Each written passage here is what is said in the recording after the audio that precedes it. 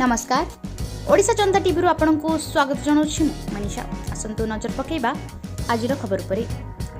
Kalinga football प्रतियोगिता रे मुख्य अतिथि भावे जोगदेले कुंदेई थाना अधिकारी।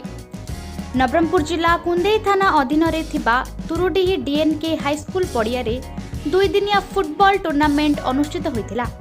एही खेल रे मुख्य अतिथि भावे कुंदेई थाना अधिकारी प्रशांत कुमार सेठी पहुंची खेलर शुभारंभ करथिबा बेले शांति श्रृंखला बजाय रखिया पई कुंदेई थाना एएसआई चंद्रशेखर हाजारी ओ एएसआई भूपेंद्र माझी ओ मुरलीधर बिसोई ओ आईआरबी पुलिस टीम जोग देइथिबा देखिबाकु मिलछि।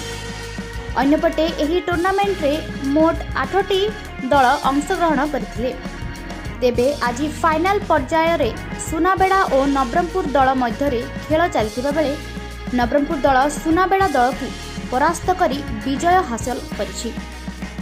अन्यपटे आज एही खेल रे मुख्य अतिथि भावे नवरंगपुर सांसद रमेश चंद्र माझी जोगदेई ट्रॉफी प्रदान करथिले।